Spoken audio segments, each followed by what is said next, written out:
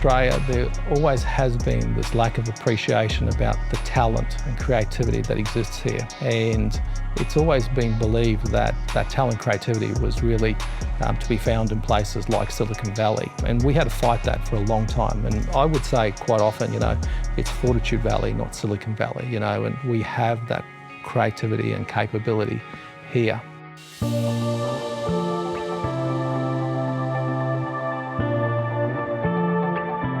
It was an idea that I had, having worked with big multinationals, and it was about building a new generation of products here in Australia. Back then, the products that existed had to be customised. The code had to be changed to actually make them work in every company. And that was really the state of play for a long time. And so I wanted to build a new generation of products where the product code didn't need to be changed. So what happened very quickly over a period of time is that we started to build all this amazing IP into our software. We weren't losing it, and customers were able to turn features on or off as they needed, and they were able to do it themselves. They didn't need to get IT departments involved or technologists to change the code, and they would get a new release every 6 months. And this was 40 years ago, so it was a game changer.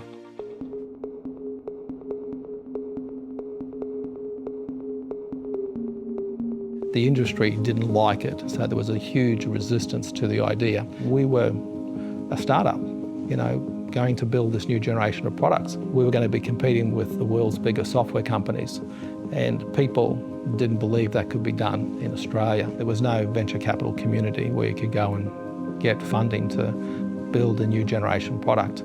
In desperation, I turned to a past customer of mine, a guy called Dougal McTaggart. And Dougal ran a Heights processing plant in the outer Brisbane suburb of Hemet, and he provided the capital to start Technology One. He's what I would call one of the first VCs in Australia. And so we started in the front of his Heights processing plant in a little demountable, and we would park our car at the bottom of the driveway every morning, and we'd walk up the driveway to this demountable to build this new generation of products here in Australia.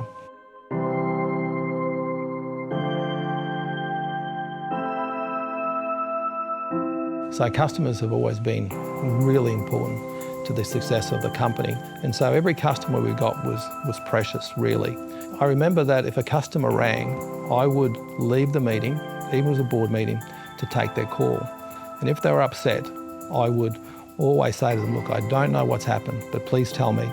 And then I would apologise, and then I would say the magic words, which is, we'll fix it.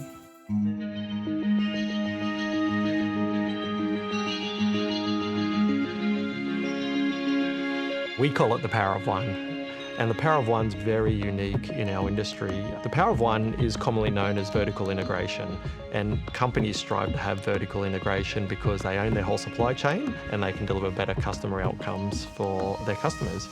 And we've had the Power of One right from the very beginning, and for us that means we build, market, sell, implement and support and run our software globally for our customers. It's very unique in our industry because our industry typically has a software provider and an implementation partner. And that's one of the multinational global competitors of ours, and maybe the Big Four or Accenture or IBM. But what that means is, and we call it a broken model, is that selling the software is one thing, but implementing it through a partner is broken because they get paid on what we call a time and materials basis. So it's in their interest to drag out implementations and charge their customers more. And what happens in the broken model is that the software provider blames the implementation partner and the implementation partner blames the vendor, and the only person left holding the can is the poor customer in the middle. Now at Tech One, we've always had the Power of One where we do it all. So not only do we build the software, we implement the software. And so that makes us 100% accountable. We're not perfect, but we will always make things right for our customers. We proudly have a 99+% retention of our customers over the last 38 years. Now that's completely unheard of in our industry. You'd be lucky to have 75%, let alone 99%. And it comes from probably everything we do in Tech One. Yes, the technology shifts and keeping our customers abreast of technology. Yes, Power of One by always being there for our customers, but it's also our people's relationships and everything we do with our customers.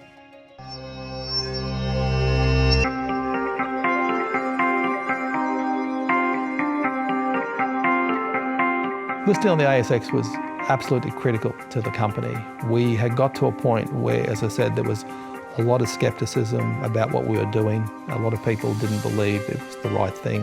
And so listing on the ASX was a sign of endorsement, because only successful companies list on the ASX, and there's huge exposure that comes with that. It gives you a stamp of credibility. I said to my wife that I was going to Sydney and I was going to list the company.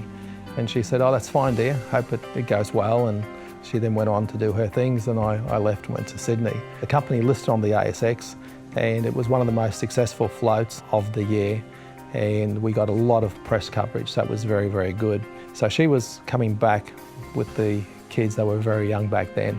And she was just walking home, and all the neighbours started to come out and to congratulate her about the ASX listing. She was actually quite embarrassed about the whole thing, because suddenly, we'd gone from being very private to being public. So it was quite a big change for us, but it was a good change.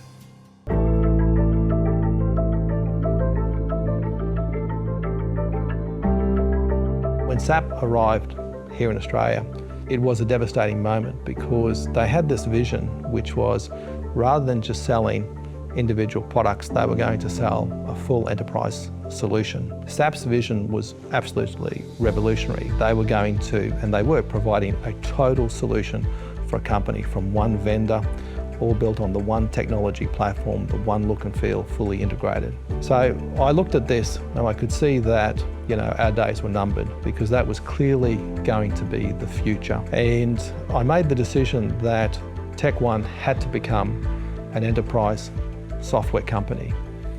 And again, there was a lot of skepticism about us doing that, because where would we get the hundreds of millions of dollars required to build out the product line?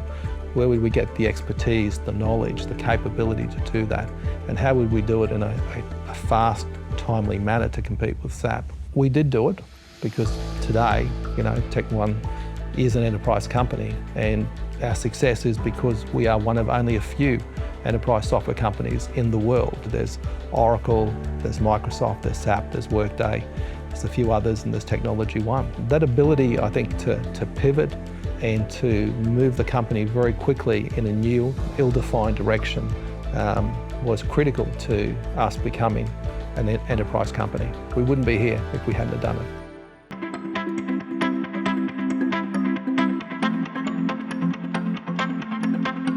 There were lots of times where the company was at a critical juncture and we had to make significant decisions. For example, to become a SaaS company. Another example was to become an enterprise software company. We weren't an enterprise software company. That was a huge decision. That was going to take hundreds of millions of dollars. It's going to take expertise that we didn't have. They were decisions I could only make because of the amazing people that worked at Tech One and the perseverance that those people had to actually deliver against those visions. I think the key has always been to bring in people that are better than yourself and not to be threatened by that. And that was something that I was very good at, finding people that were better in every area than what I was and bringing them into an environment where they could excel. And that culture is still the culture of the company today.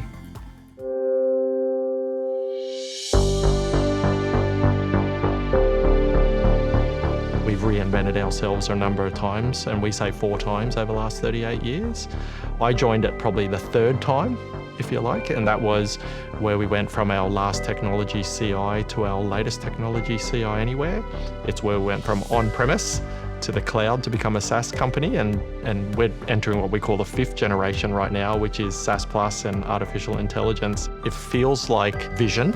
On one hand, there's big goals on the hill it's visionary, but then inside it can feel like chaos because an analogy I use, it's like you're running up a new flight of stairs, but that plank is just being put down before you put your foot on it. So we set a vision, we set some key milestones. We don't really know how we're going to get there, but we've got really smart people with grit and determination, and the DNA of Tech One is to just figure it out together. And so that's that analogy of we're running up a flight of stairs, they're just being laid as we put our foot on it. Now my job is to make sure that plank's stable so we can take the next steps, but that's what it feels like inside Tech One all the time, and particularly in those big shifts in technology and evolution of our company.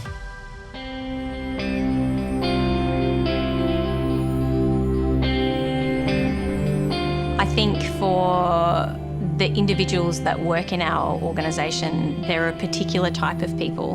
We've had so much change at Tech One. I think when I first started at the business, there was definitely less than 500 employees. We're upwards of 1,400 plus now. We have multiple offshore development centres. We have offices in KL, we have an office in the UK, we have one in every capital city in Australia, Auckland, Wellington and New Zealand. Growth is, we double in size every 5 years. It's changed significantly. We are constantly looking at that next thing and what that change looks like and how we can actually grow as an organisation. It's easy to have a strategy and just go, we're going to do that, but you have to shift an entire culture and an entire workforce to be able to go, you're coming on this journey, and what does that messaging look like? How do we sell that to you? How do we give you the why? How do we continue to get you to come into work every day going, great, I want to bring my best self. I want to make sure that I'm understanding where we're heading and we're all in this together. I think it's not easy.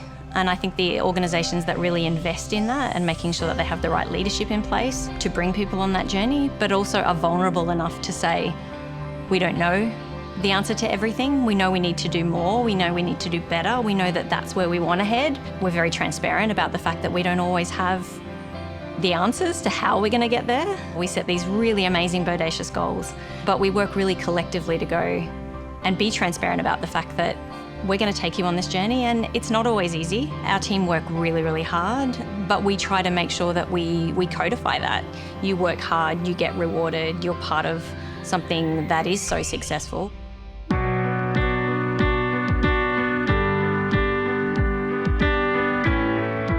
The Tech One Foundation was started in around 2016 with a couple of goals. One is we joined the 1% pledge. That's 1% time, 1% product, 1% profit back to our charity partners. The big goal is to lift 500,000 kids and their families out of poverty. That's a massive goal.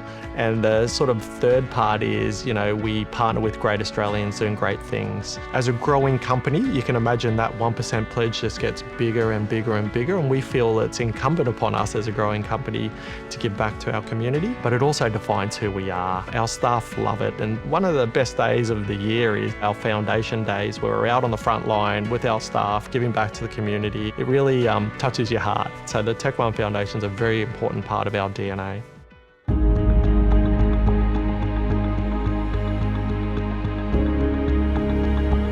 There's a really bright future for Tech One. We're in what we call the 5th generation of technology right now. We've got solution as a service, which no one in the world is doing and probably can't do for many, many, many moons. And obviously we've got artificial intelligence, the AI generation, and we've just delivered all of our products enabled with AI. We've just delivered Plus, which is ChatGPT-like, and we've just launched Guide, which is the equivalent of that for students and for residents of a council. We dream big and deliver.